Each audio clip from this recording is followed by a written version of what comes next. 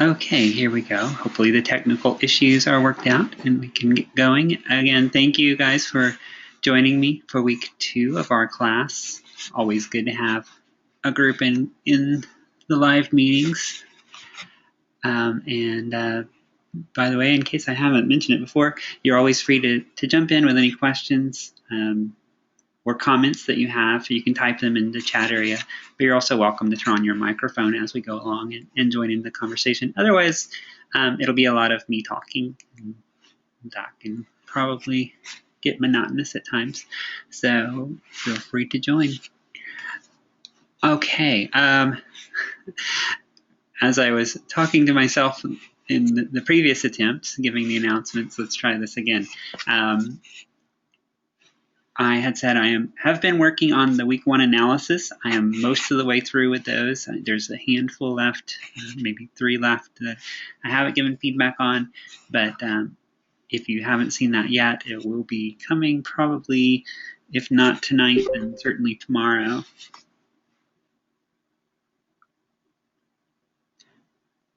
And welcome, Lamont. In addition, I have given the feedback on the week 2 exploration assignment. So take a look at those.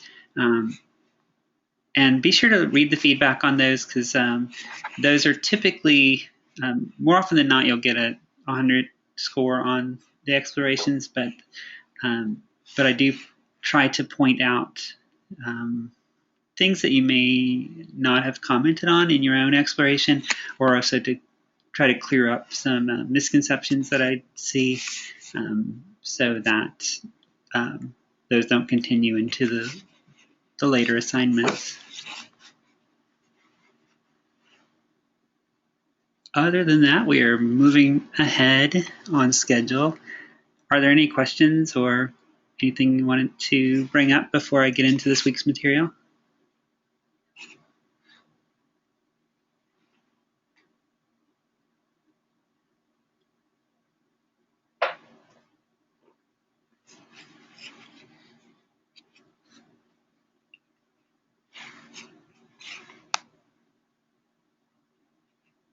Okay. And one thing I like to do each week is to go back and look at the previous week's analysis just as a way of reviewing the content from that week and pointing out things that may have come up in one analysis that I thought were important to share with everyone. So that's what I want to do in these next couple of slides. And what we were doing was looking at the emotional design of the Scarecrow video, the Chipotle commercial. And remembering that emotional design was divided into 3 levels, the visceral, the behavioral, and the reflective levels, all of which were really present in this commercial. At the most basic level was the visceral level. And this is the level that deals with our gut reactions and our instincts and these responses that we have without really thinking about them, that just happen based on our sensory experiences. And in the Chipotle commercial, there were a number of different sources for visceral responses. I think everyone, at least that I've covered so far, has commented on the use of color, which ties in really well with this week's material, and also the use of the music. And these 2 factors, they do. Hey, have you heard from Pops yet? Okay.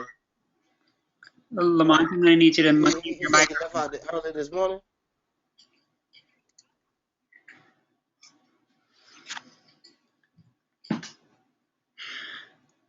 Okay, so these 2 factors are true of the visceral level of emotional design because they do influence the mood of the viewer in very subtle ways. Early on in the video, the color is very muted, as you see in the image over here on the left, and it kind of creates a very somber and kind of depressed feel But then later on in the commercial, we see this pepper paired with the bright green of the plants, and the mood really shifts at that point, and it takes on a much brighter and more hopeful tone. And so the color helps to underscore that mood. And the music plays a very similar role, starting off at a very low key and then taking a shift up to a higher key once we see that red pepper. A couple of the other visceral factors that some of you commented on and some did not, but was the use of facial expressions. And remember from last week's lecture, that was a big factor in the visceral level, is our natural sense of empathy and how we can read emotions and internalize what other people are feeling. And even these cartoon faces will give us that effect, including the sad eyes of that cow.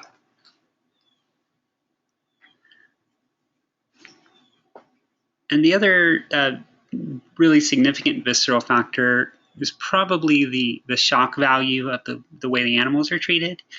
The chicken being injected with the growth hormones and the cows stuck in the milking machines that really are kind of repulsive to see.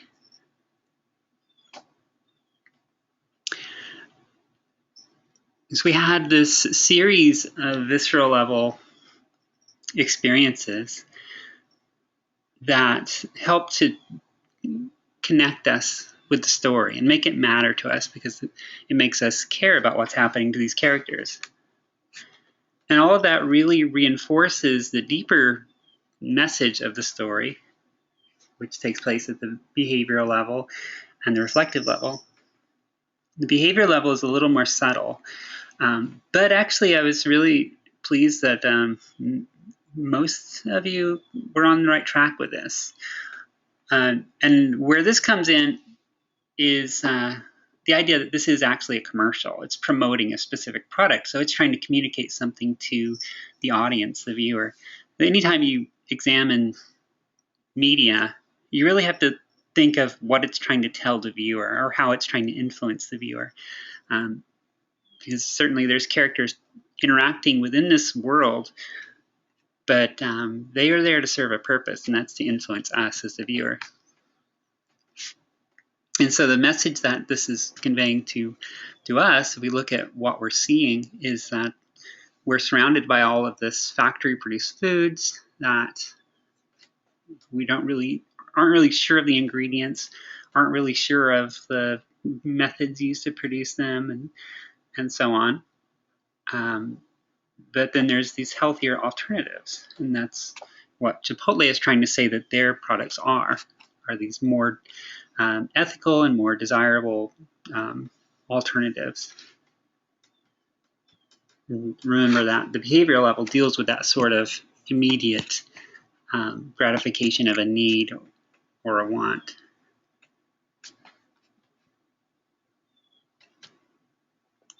And last is the reflective design, and that's the big picture issues like, again, quality of life, long-term consequences, long-term problems, or issues of status and even sentimentality. Within the Scarecrow video, there is a really overarching theme, and that is this idea that this one person can decide to make a difference through his actions and his choices. And we see that play out as he becomes really disillusioned with the world he lives in, and then decides to do something a little different. And we see once he opens his food stand that the one little child takes notice, and other people start to take notice. And then we see that banner, that's that call to action for us to cultivate a better world. And this is that big picture issue that it's dealing with. There's a lot of symbolism that goes along with this, like the role reversal of the crows and the scarecrows that many of you commented on. And even the idea of questioning where the food comes from could fit into this category. And I don't know if it was one of you that are here now, but somebody made the comment of the scarecrows preparing the food from fresh vegetables in a very home-like environment could call to mind memories of home life and home-cooked meals. And that could also be a reflective level factor as well.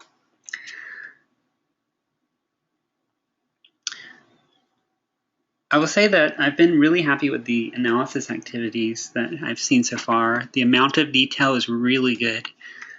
I've had some issues with that in past months where there just wasn't enough detail given, but really hasn't been a problem this month. So keep that up.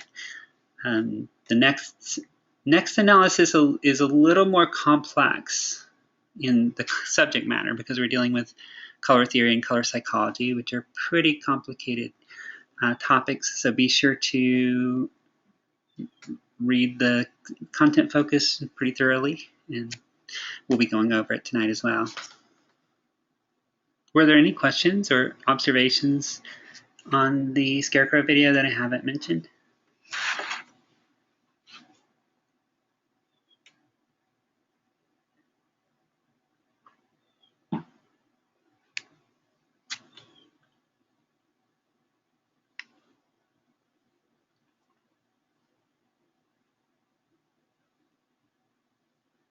Okay, turning to this week's material, I wanted to look back at the 3 layers of aesthetics, which was from our reading from last week.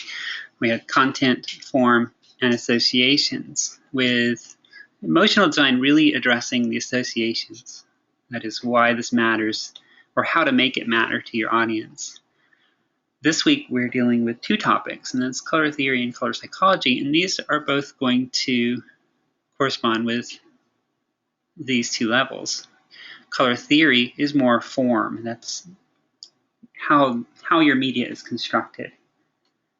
Whereas color psychology is what this matters to the audience. What significance do the various colors hold for the viewers?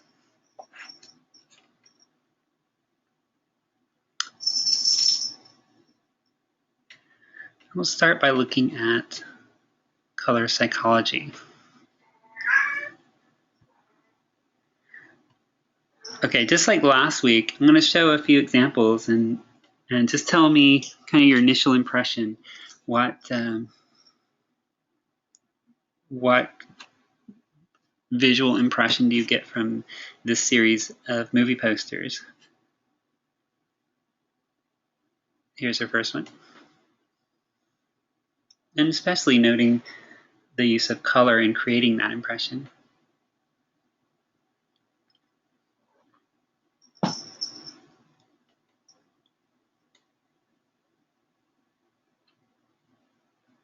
Okay, Stacey says this one has energy.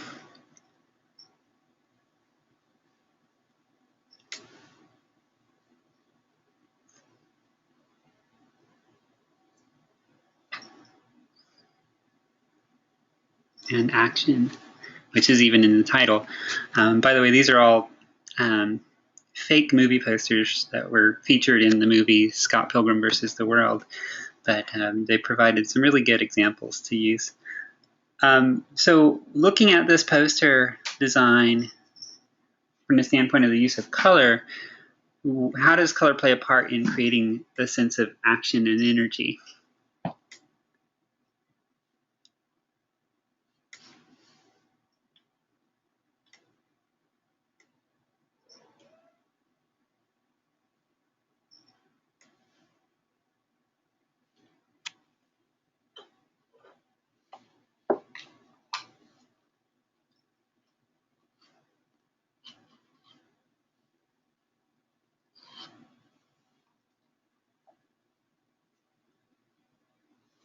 Okay, there we go. The red flames and the complementary colors, the red, the warm colors really pop out from the blue, and that's really good answers. And you see it's sort of an interplay between the color and the imagery. You really can't take one without the other. And so, as Stacy said, this is a complementary color scheme, with the warm red really popping out, but that directs our eye to the explosion and the flames, which is the more action-oriented imagery. How about this one?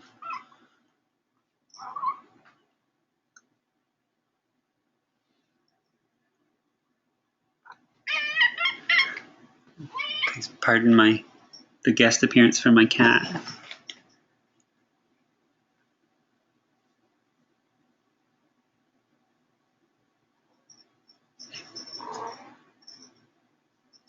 Okay, it is very warm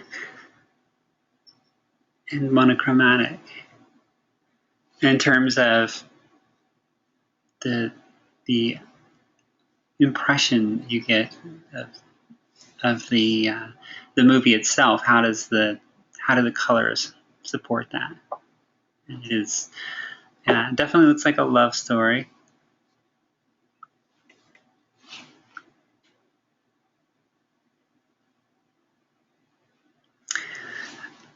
Okay, so you see the use of the warm colors. This is in the monochromatic or analogous region of as far as color schemes go, and it really sticks to those warm colors and helps to create that feeling of warmth, of these emotions of love and togetherness. It's something that we would expect to see.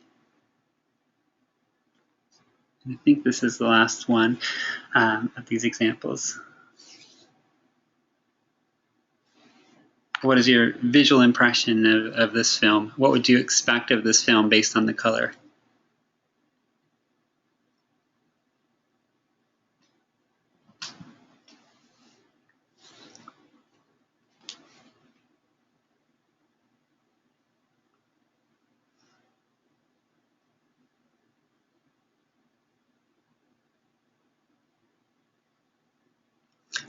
A lot of conflict. And where does that impression come from?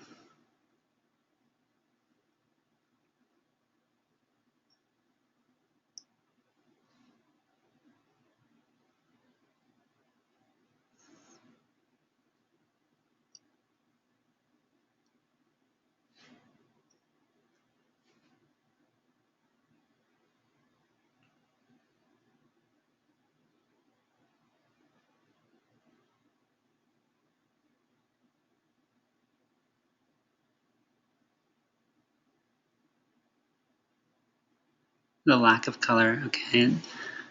Yeah, it's that achromatic color scheme. Okay, no color, black and white always scream conflict to me. A struggle between good and evil, or two evils. Yeah, and it's definitely a very dramatic impression when you see these the black and white, the achromatic images, and especially when it's accented with that splash of red that adds that extra sense of drama and danger. All right, really good.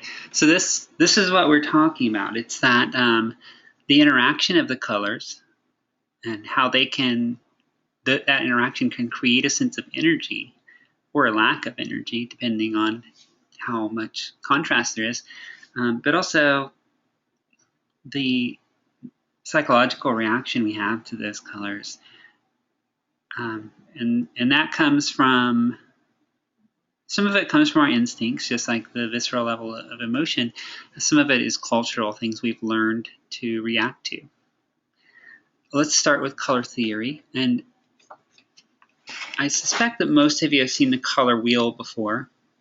Have any of you ever worked with a color wheel before? Either in an art class or maybe even in your profession.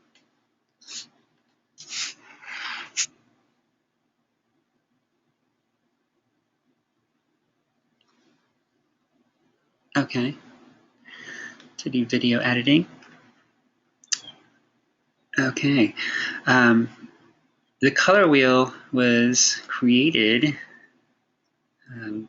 long ago, I would say centuries ago, and it's been developed and refined by visual artists as well as scientists dealing with optics and that sort of thing. But what we have is a wheel, and this is a very simple color wheel. It has large blocks of colors. You'll see some that are gradients where it just is a constant gradient of color changing from one to another. But the way it is arranged, and I won't get into too much of this, but it's actually based on the way our eyes process light and color, where the colors that are opposite one another actually are competing for the optic nerve's attention, in very simplified terms. And so those colors that are opposite one another have very strong contrast with one another, whereas those that are adjacent to one another are very similar. And so they've just arranged them in a way that reflects that relationship. So you can use the color wheel as a reference tool, as a visual artist, as a media creator, to plan your color schemes. A little bit of terminology. These are some very basic terms. A color, a pure color, is called a hue. So red is a hue, orange is a hue, even red-orange is its own hue. And we can have millions of colors. You may see, say, like computer monitor settings that show it's capable of displaying millions of colors. Those are color hues.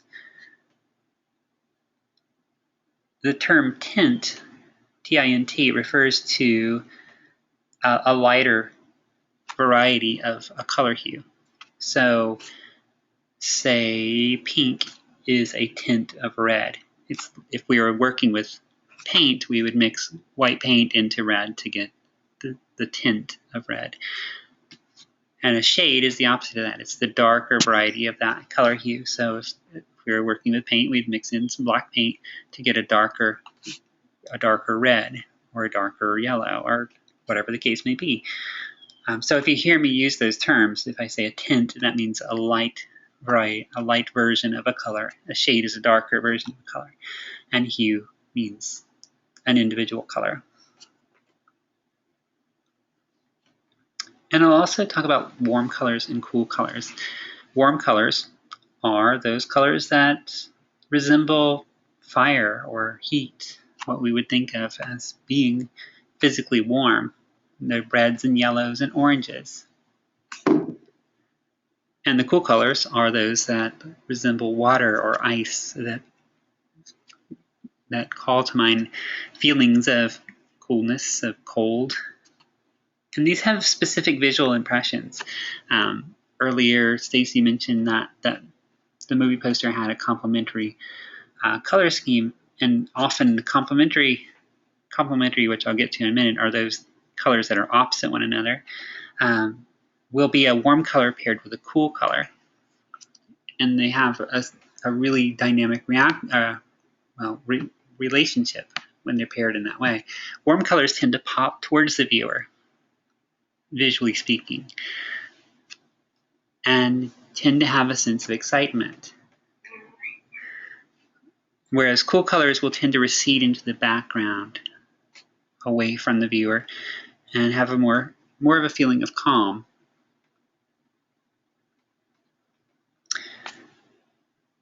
And if you remember that the Action Doctor poster a few slides back, that explosion had that impression of popping out of that blue background because of the warm colors, whereas the blue receded a bit into the backdrop.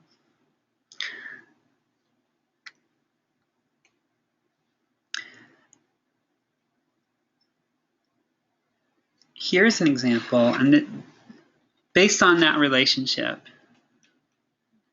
that idea, this is the core principle that to remember is that colors that are opposite on the color wheel have the strongest possible contrast. Colors that are adjacent to one another have harmony. They're similar to one another. those that are adjacent are called analogous colors. And this is an analogous image. And you see that it has some magenta and purple fading into oranges and reds and yellow of the sun. So these are all colors that are adjacent to one another, and they're very harmonious. There's not a lot of color contrast necessarily. There's definitely some value contrast between the yellow and the various colors of the sky.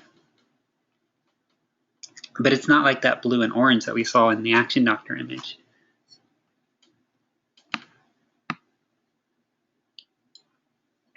So if your goal is to create a more calm or subdued energy, then you can use these analogous colors, those colors that are similar to one another.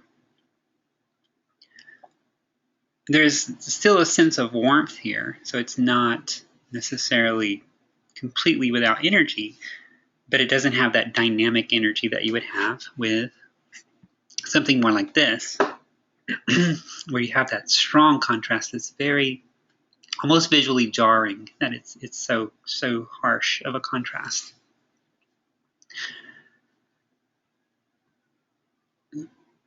What's really useful about the complementary colors, besides to create the ability to generate a feeling of energy, is that it also helps direct attention.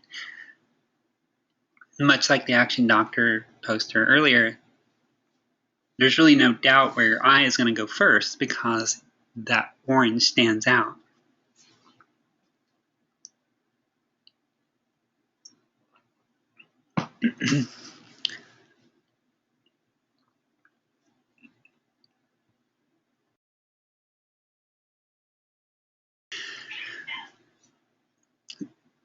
So these two relationships are really at the heart of color theory.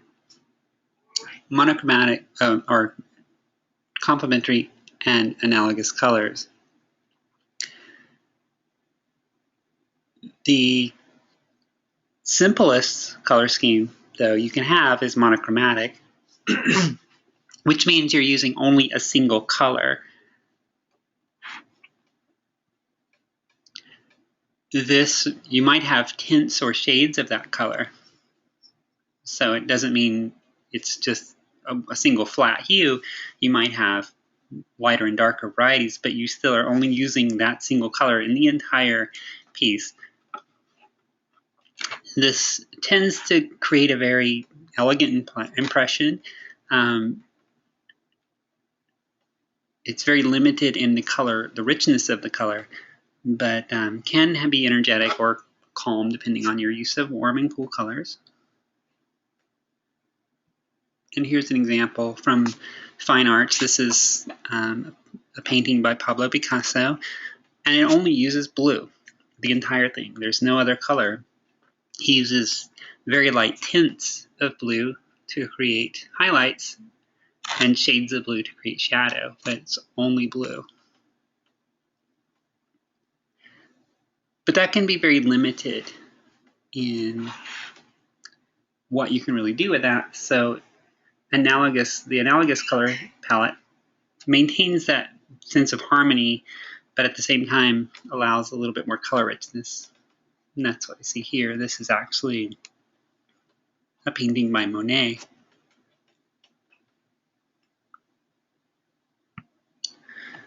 Some more modern examples. This is monochromatic, and it is very similar to the Picasso painting. It's all blue, but you have very light tints to where it's pretty much white,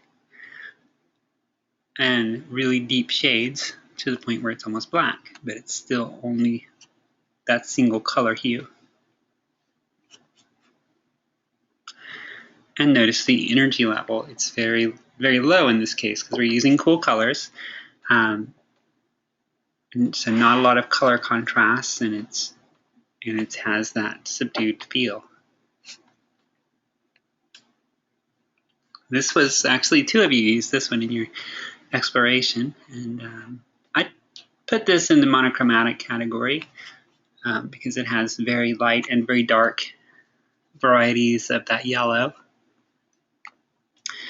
I have seen it called analogous to. Sometimes there's a very fine line between those two. But this is sort of in the opposite direction of the one we saw here, where now we're using the warm colors, so there's more energy.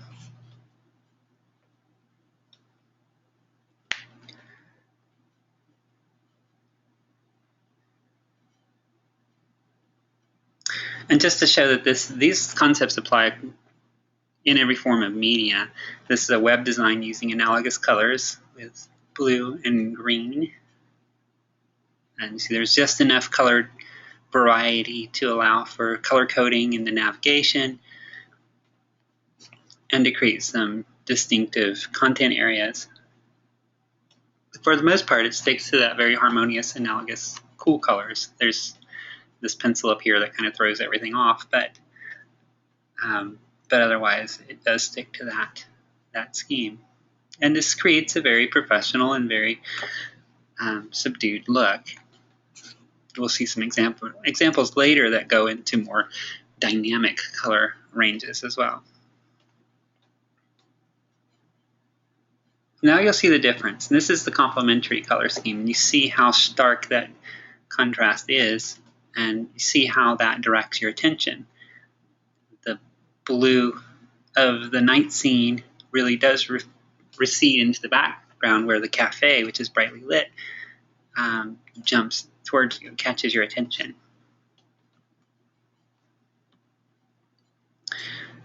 Complementary colors have the strongest possible contrast with one another, and so allow for the most exciting and dynamic visual impressions. And that's why you most often see these in the blockbuster movies like Iron Man or Transformers or the Star Wars series as well. Somebody used the Star Wars movie poster for the exploration, and it's a really good example. Is that artist who created this poster, his name is Drew Struzan. He's actually become one of the big names in movie poster design. If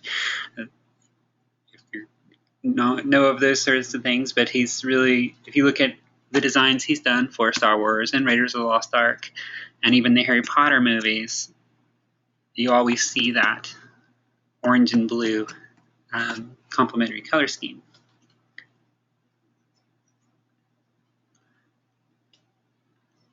And looking at this example here, you see how the orange, or the warm colors, the orange, yellow, and red of Iron Man's armor really sets him apart from the blue background, because they're taking advantage of the cool colors receding away from us to make him really pop forward, give it a much more action-oriented look.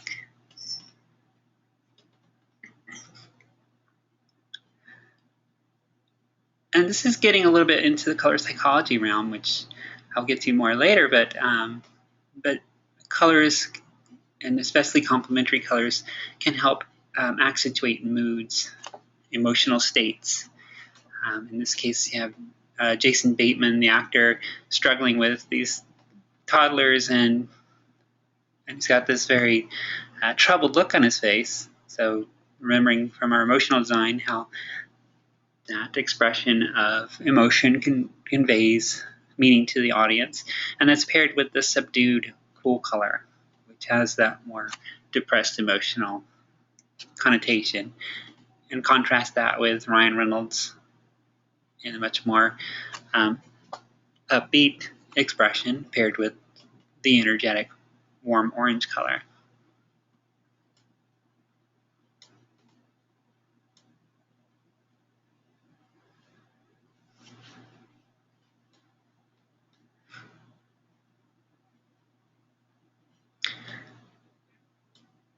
This idea is used again throughout media formats and even in movies. This is from Harry Potter, and this is all planned pretty cleverly. You see Harry Potter in his red Gryffindor robes, and because he is placed over a background that's all green with the grass and the trees, red and green are complementary colors, and so by doing that, they've ensured that our attention will always be on Harry Potter throughout these scenes because there's that strong contrast.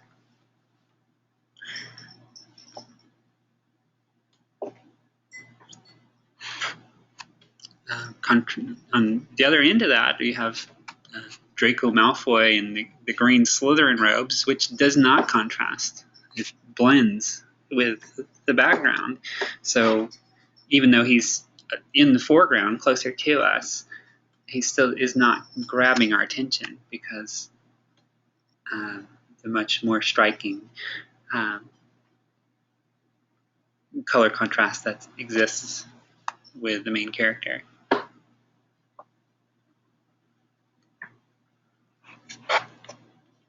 And that same idea was used, as we saw in the Scarecrow video, when we saw that pepper appear. And that is one of the more striking visuals in that commercial.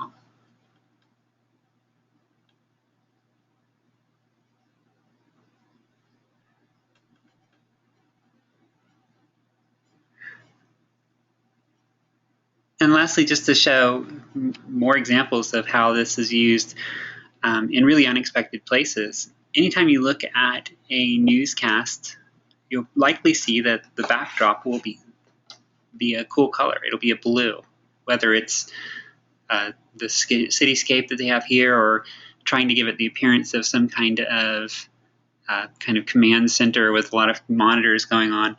And that's done because our skin tones are always in the warm color range. There's a lot of variety, but they stay within that side of the color wheel. And knowing that that's going to contrast with that cool color, they will put that cool color behind them so that the talking head of the newscaster or the host will always maintain our attention. It will always pop out towards us to be the center of focus.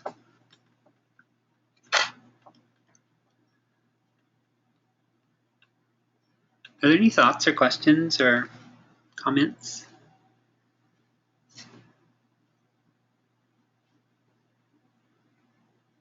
Sure, go ahead, Stacey.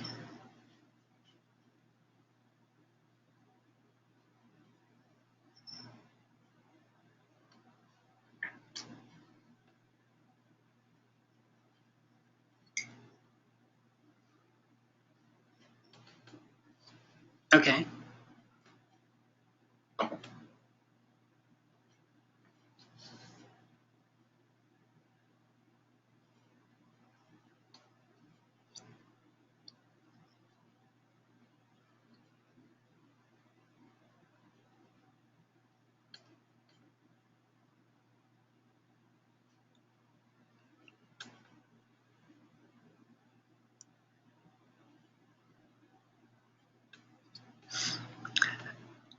Oh, are you talking about the week 2 analysis? Well, I wouldn't want to give that away because I don't think most of the class has completed the assignment yet.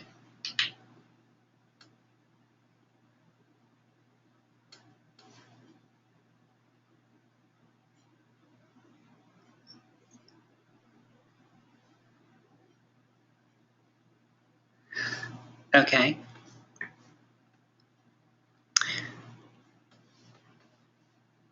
So far I've talked about the complementary colors and the analogous colors, and that's colors that are opposites on the color wheels, colors that are next to each other on the color wheel. If you wanted to take advantage of that strong contrast that exists with complementary colors, but you wanted more richness and more variety in the colors that you use, then you would move into something along the lines of the split complementary. So now instead of using colors that are directly opposite, you'll have one color and then those 2 colors that are adjacent to its opposite.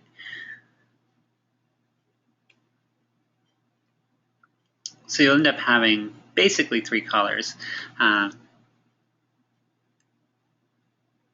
with really strong contrast. So these two, and in the example, this is, I'm trying to think of who painted this, but I want to say Degas, but I'm not sure. You have the teal of the tutus along with a really bright red-orange and more muted oranges moving towards a yellow-orange. So you have a couple of different warm colors paired with a cool color. And this could go either way. You can have a couple of cool colors paired with a warm opposite. The idea there is that you maintain that level of really strong, vibrant energy, but get the advantage of having more than just two colors.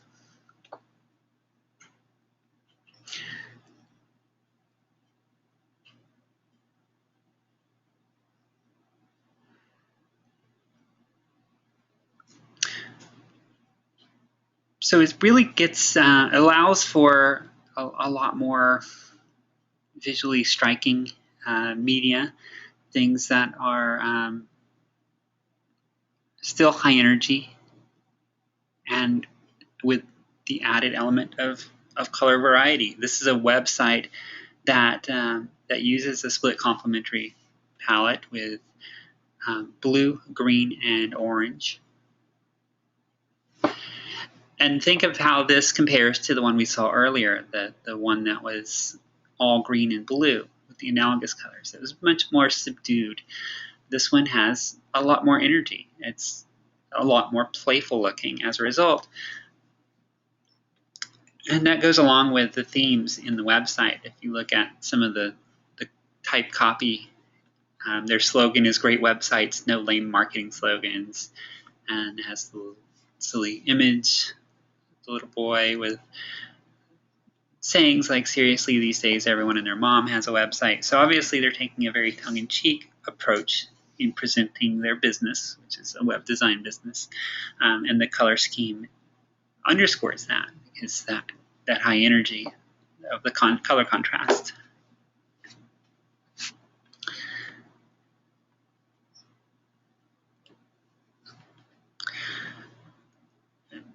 And just to be clear, it isn't always necessarily a playful color scheme. It can be very serious because it does have the same qualities that we saw with the complementary color scheme. It creates a lot of energy.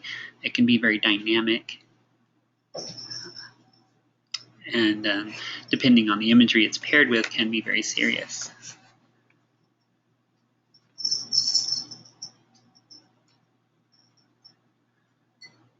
Continuing with the complementary family of color schemes, the tetradic color scheme gets even more color variety. So now you have multiple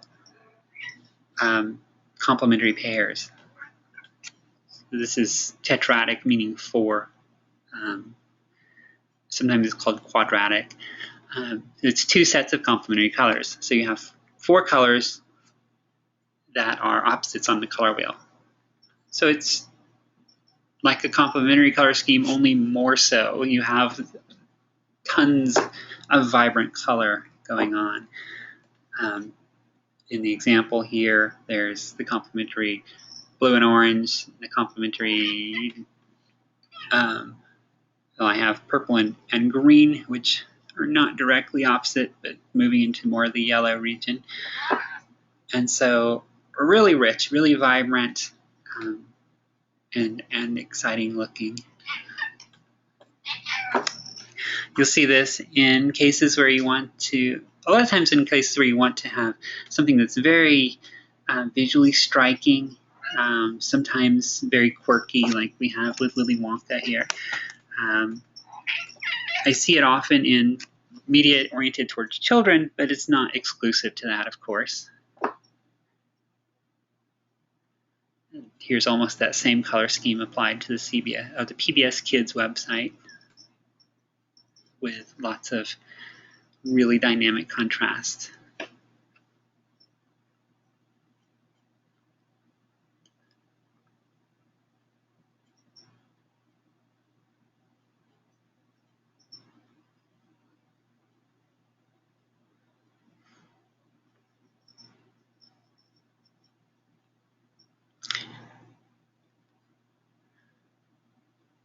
And continuing with that idea, if we've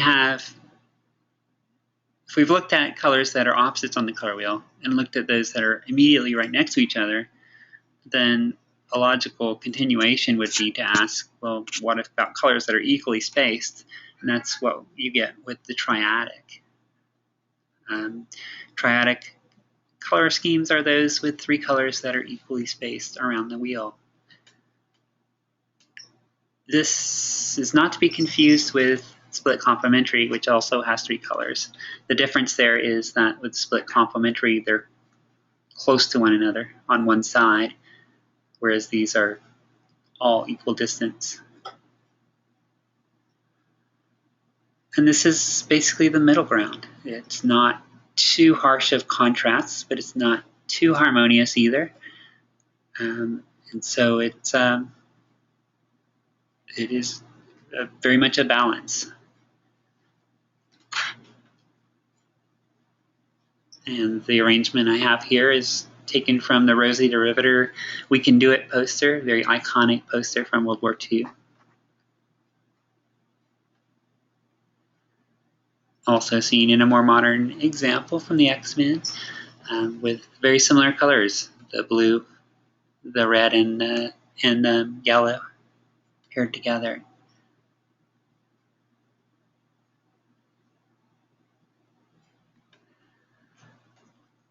So this is just a handful of color schemes. These are considered the most essential color schemes that are used most often in design and in art. I will say, somewhat hesitantly, these are the models that I've shown tonight are the textbook examples. It's not that defined. If you have 2 colors, I think there was one example from the exploration that had red and blue paired together. And they're not a true complementary color pair, because if you look at the color wheel, let me back up, red is the opposite of green on the standard color wheel. But there's enough contrast to where if you just have those 2 colors by themselves or paired together, there's enough contrast there to where you could say that was a complementary relationship. So definitely use some judgment, but really, if you remember that rule that colors that are opposites have high contrast, colors that are adjacent are similar, and use that rule of thumb, you can really make some really good decisions as far as what colors you choose for your media creations, and what kind of energy you can expect to create with those color choices.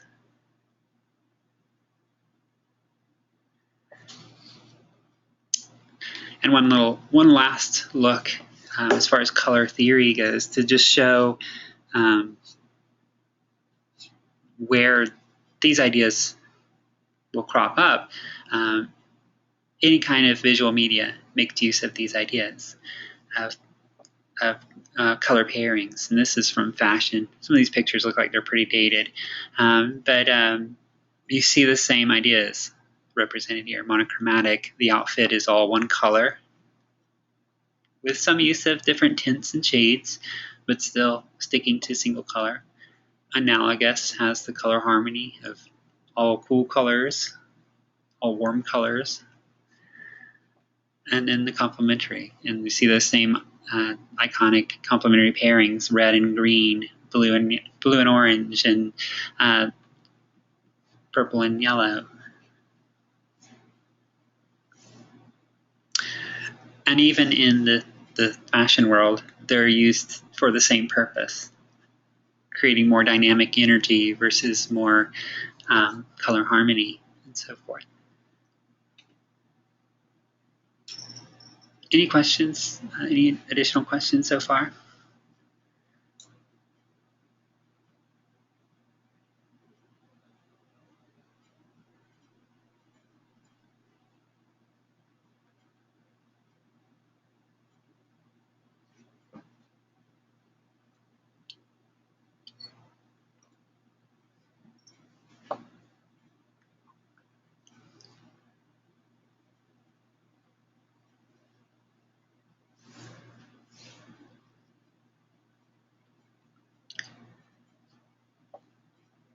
So the last piece of color theory that I wanted to talk about was the use of achromatic designs and neutral colors, which neutral colors is gets a little tricky, but I'll comment on that as well. Achromatic means no color. Chroma is, I believe, a Greek term for color, with A added on to represent the lack of. So this is completely colorless images, black and white or grayscale.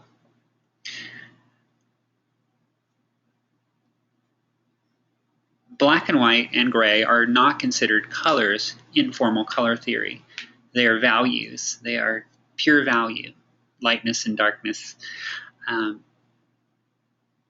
So if you see them used in a design and there's color, a lot of color present, but you have deep black shadows or really bright highlights, the black and white don't count in a sense towards the color scheme. So if you have blue and orange, but a lot of black shadows, then you would really take the blue and orange into consideration.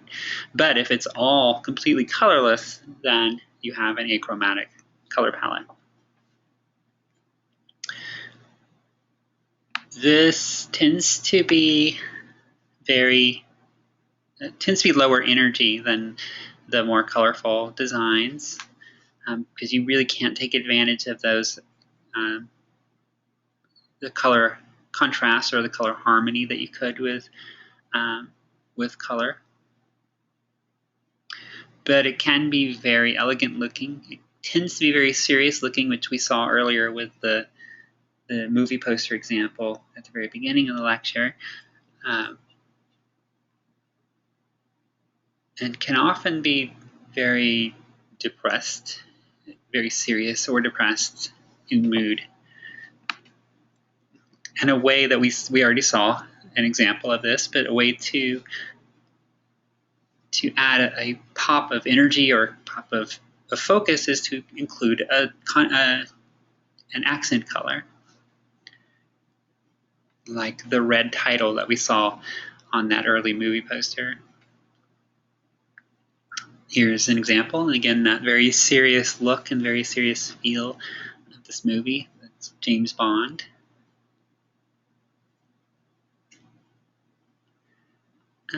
Not crazy about this example, but I included this as an accented achromatic color palette with the green really popping out of the otherwise colorless setting.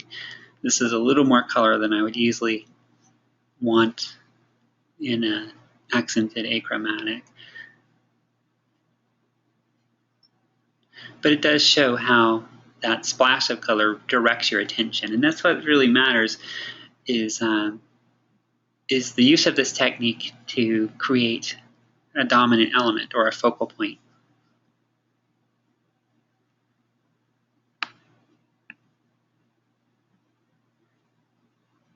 And perhaps a better example, this is from the movie Schindler's List.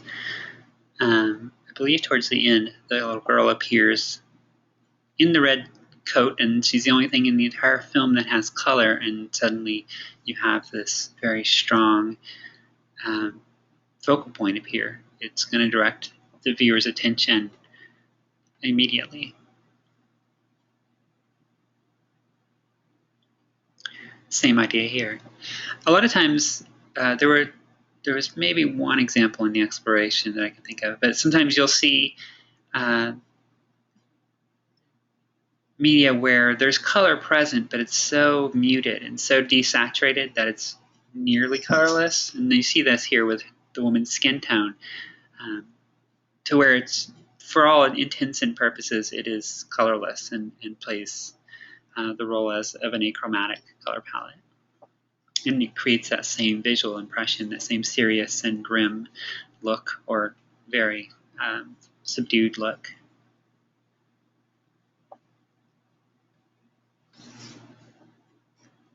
And to throw in an example from web design as well. See, in this case where it is used to really direct attention to the key focal points.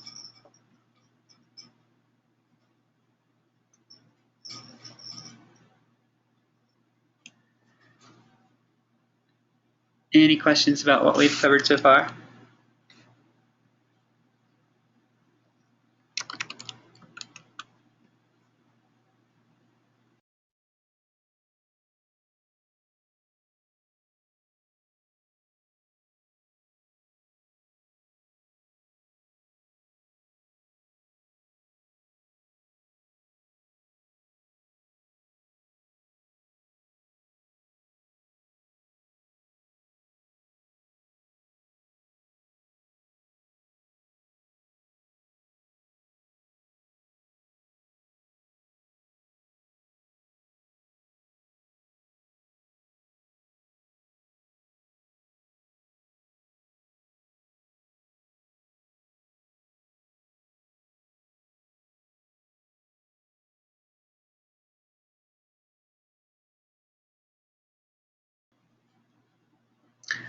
Okay, so now I will switch gears and go to the idea of color psychology.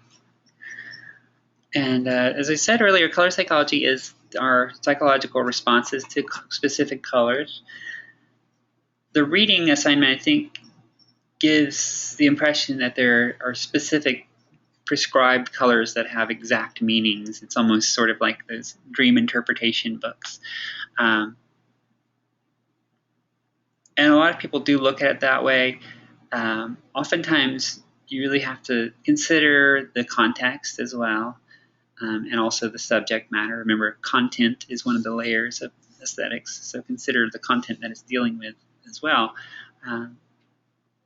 A big source of color psychology is culture, is what we grow up with, what we learn to associate colors to.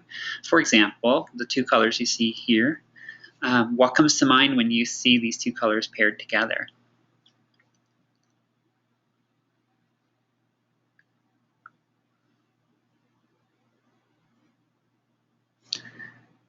Okay, stop and go.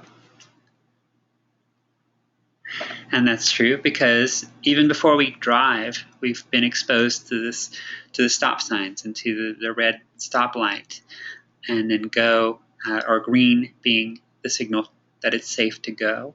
I don't think there's actually a go sign. Maybe there is somewhere,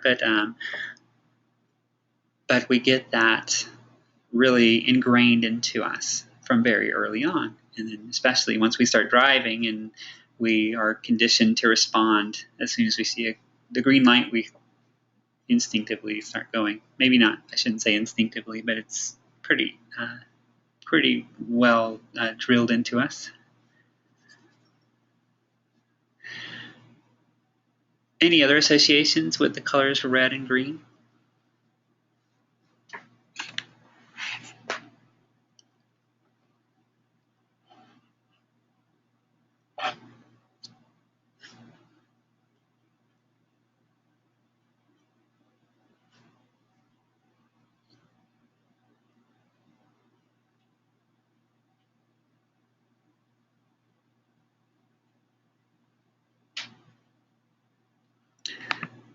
And Stacy said Christmas, and that is something that at least here in the United States and in the Western world in particular, we come to associate and the colors red and green as the official colors of the Christmas holiday.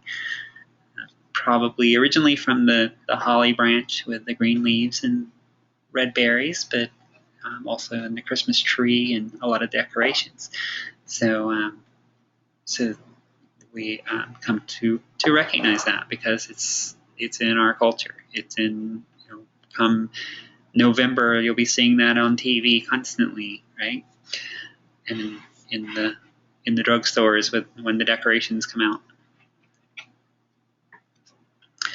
So these are some examples. There's some common examples. And if you think about red and green as individual colors, you could probably come up with a lot of additional associations. With red,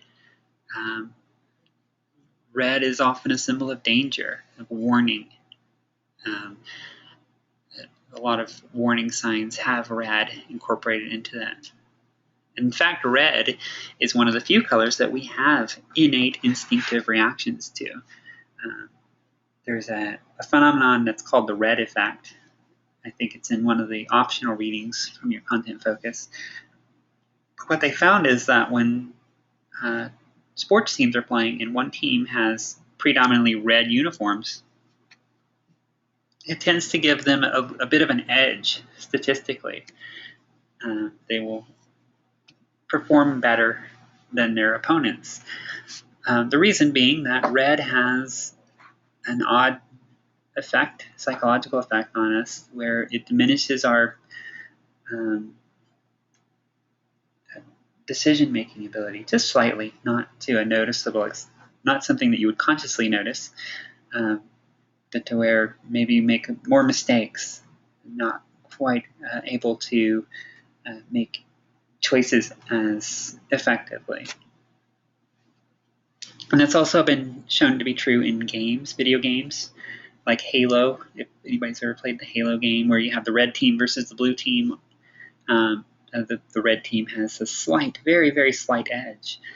And this is seen in other areas, like visiting the Target stores, to where all of that red signage and red branding that they have has been shown that it leads to more impulse buys on the part of the consumers. So if you go into Target expecting to just go pick up some toilet paper and you walk out with $100 worth of clothes or kitchen appliances, then maybe you can blame their brand identity for that. So really interesting, really fascinating phenomenon around the color red. And it may come from the fact that red is the color of our blood, and usually when we see that, it means there's injury and there's danger, and something bad is happening.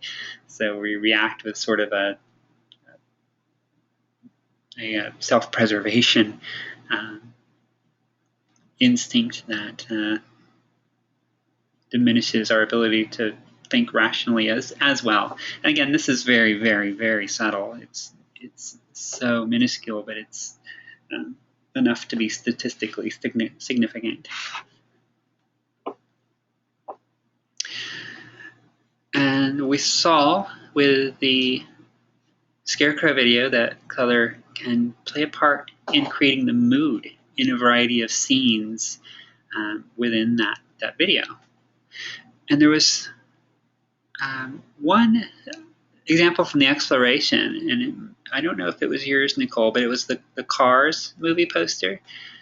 And what was pointed out is that each car had its own specific color that corresponded with the personality of the character, because the cars were animated characters. And that's something that we'll see is often used in Hollywood or in the creation of TV and movies.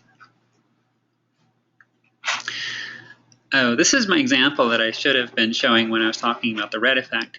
But another aspect of the color red is the association with strong emotion and passion. And that's certainly why we see it so much during Valentine's Day with the heart shaped box of candies and all the Valentine's Day cards and even the red roses. This is something that we seem to respond to, and it seems to very innately associate with strong passion.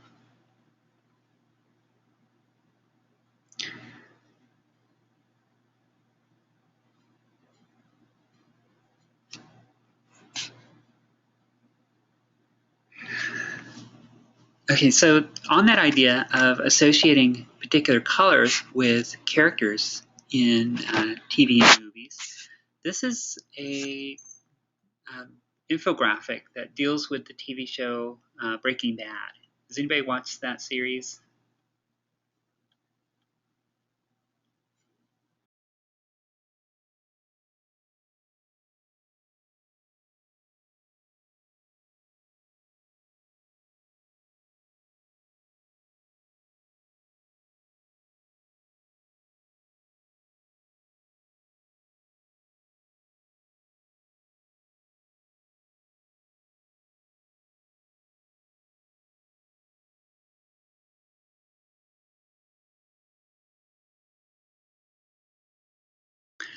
Okay, well, then I guess I should say there's going to be some minor spoilers here, and if in case you ever choose to watch it.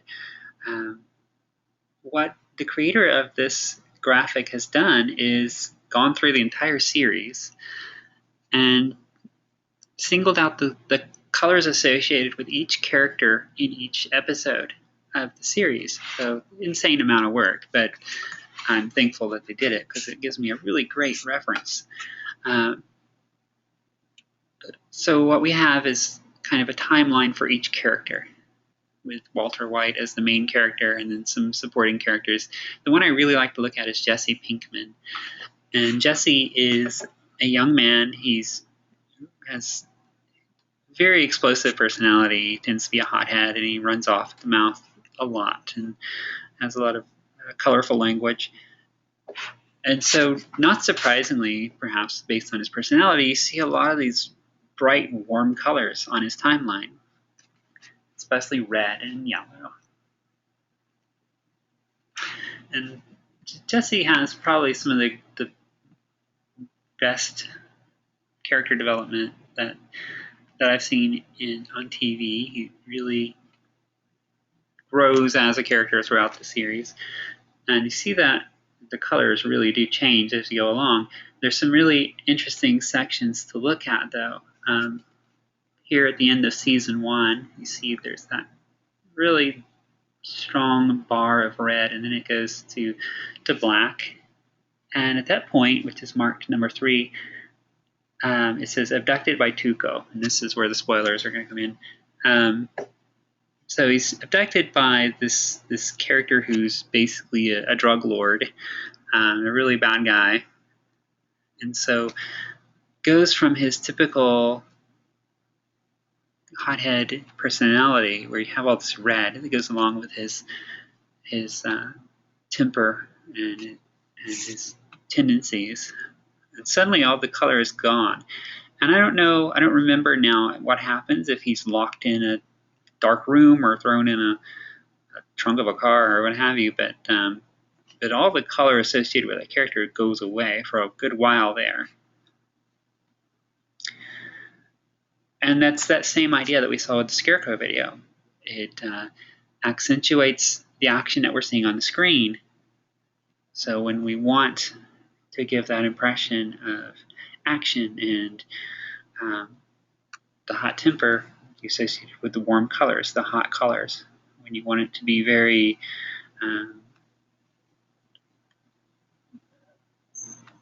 very grim, very dark, then you can use the dark colors.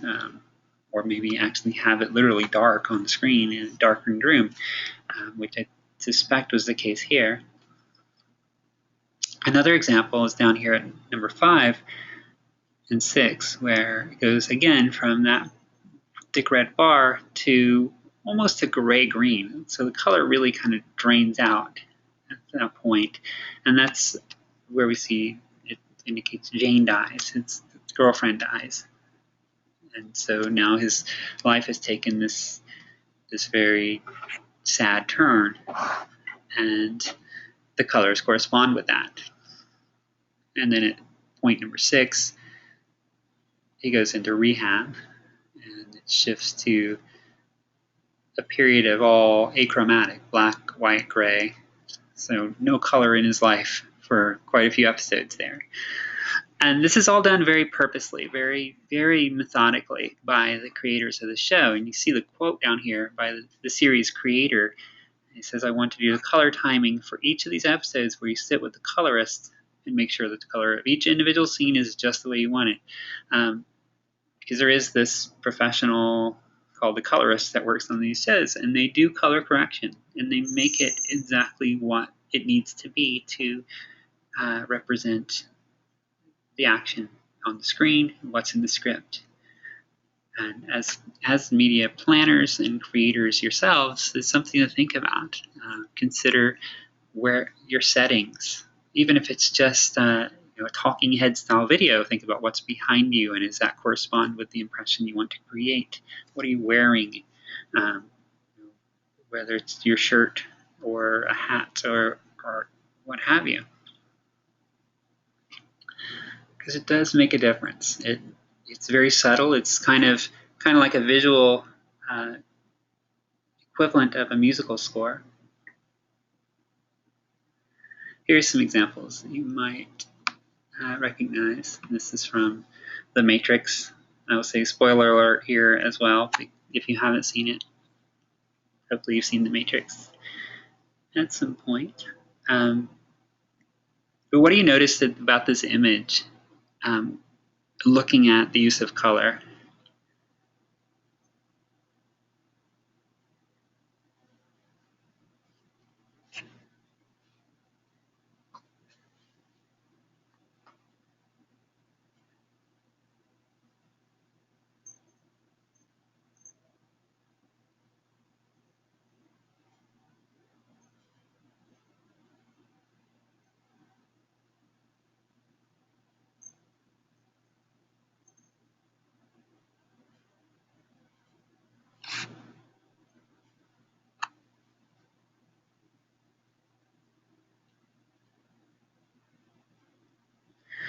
Notice the green tint or green cast to the scene.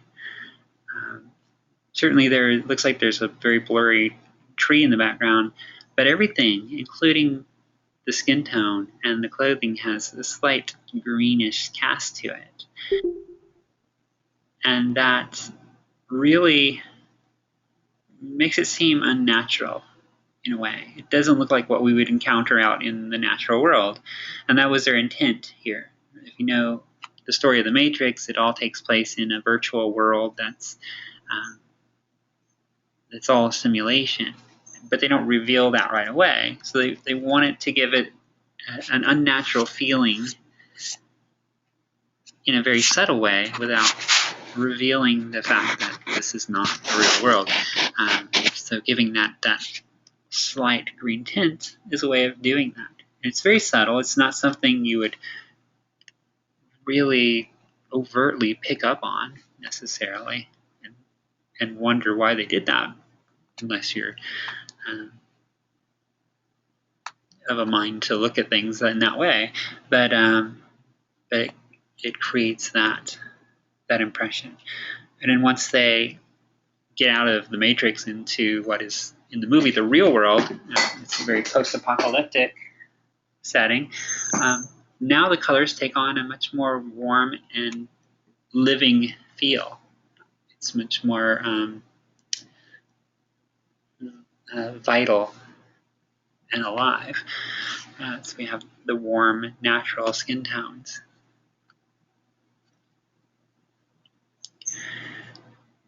But if they leave the kind of the safety of their homes and go out into this post-apocalyptic world, the color shifts again, and now we have this third setting, and that is out where all the evil machines live, the robots that are fighting against. And now everything is very lifeless. It takes on a blue-gray appearance. It's meant to feel very cold. That's the use of the cool colors. It's meant to look very hard and lifeless.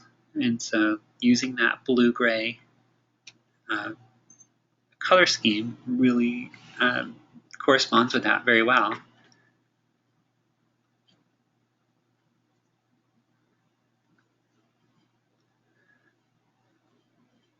Go back. Are there any thoughts or questions on this?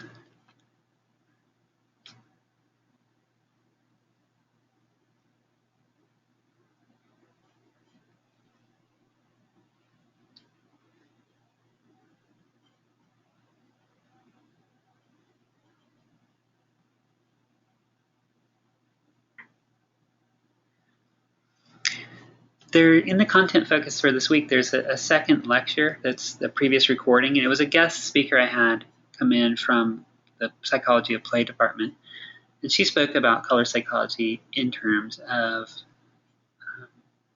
branding, say company logos and so forth. And it's something that she and her husband do, or actually more so her husband, that they do professionally as well, is consult with companies to plan those sorts of things. And these same ideas apply there as well. If you are creating your branding for your company or consulting with the company to establish their branding, then you would really consider what significance the color plays. What kind of impression do you want to create for your brand identity? This is where some of the prescribed color meanings tend to come into play more so, where you will see the color blue described as being very trustworthy and more conservative, and the color yellow as inspiring feelings of hunger, and so you see that used with McDonald's with the golden arches and so forth. And so I definitely encourage you to take the time to view that lecture video. It's maybe a little under an hour long, I believe. Has some really good information, but the idea is that your colors have meaning and will give an impression that maybe go beyond what you as the individual might associate with them. So, and I've seen some examples in some of my other courses that I teach where my students will select color schemes, and the rationale they give is these are just my favorite colors. But you also have to think about what other people will think of and what kind of impression that will give to them. What colors, what meanings do these colors have to the broader audience? So another quick exercise, and in the topic of color psychology, when you look at this ad design, what role does color play in conveying the message of the ad?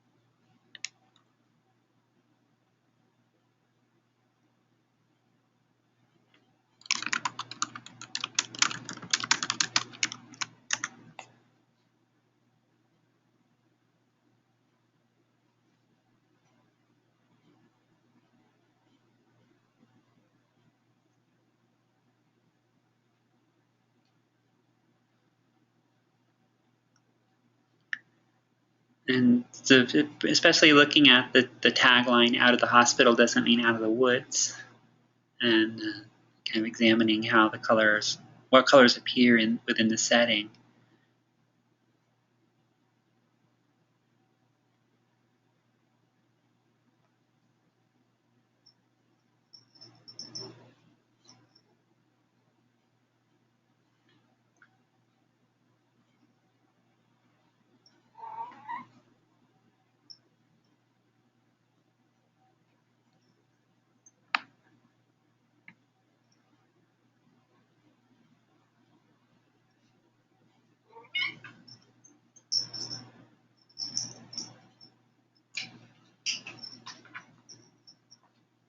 Any thoughts on this?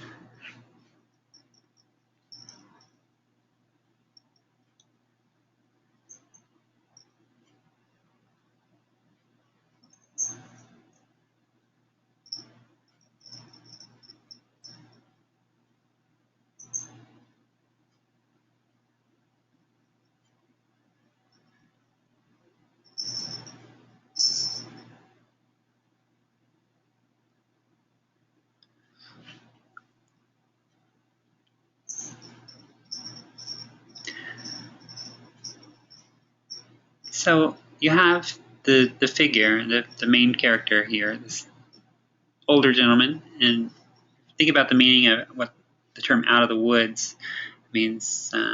Out of danger, out of risk. So obviously, from the tagline, we can assume that this man has been in the hospital with some illness. Now he's back home, but they use this very creepy-looking dead trees to kind of represent that idea of he's still in the woods. He's not out of the woods yet. And where the entire house, he's in the living room, which is in the title has the term living, so that's where life takes place. And it's the couch is warm leather, and there's the warm colors of the wood. Even the carpet has this somewhat warm tone to it.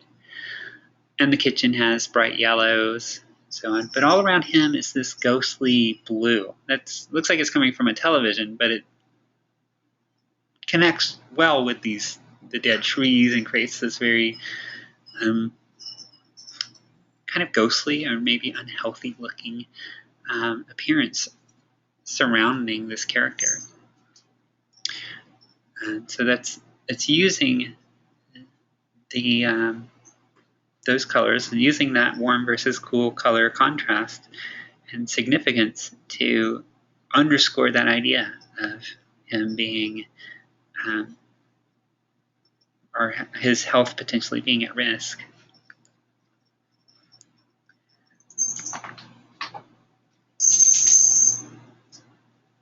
Are there any last questions or comments?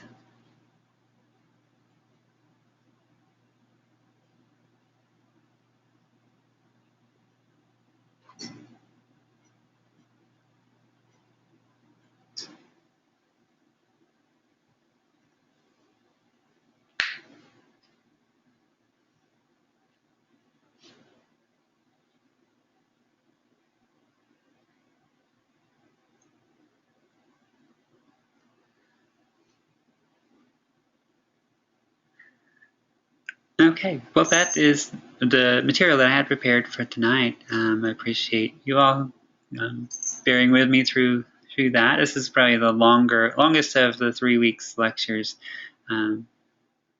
so certainly a lot of material to cover. But if everyone is pretty set, then I will let you go for the evening.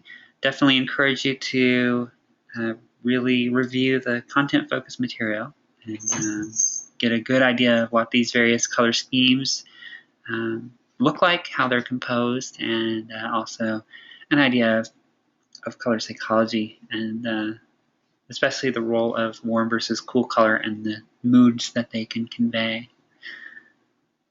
But again, thank you all for sharing the hour with me, and let me know if you have any questions or concerns.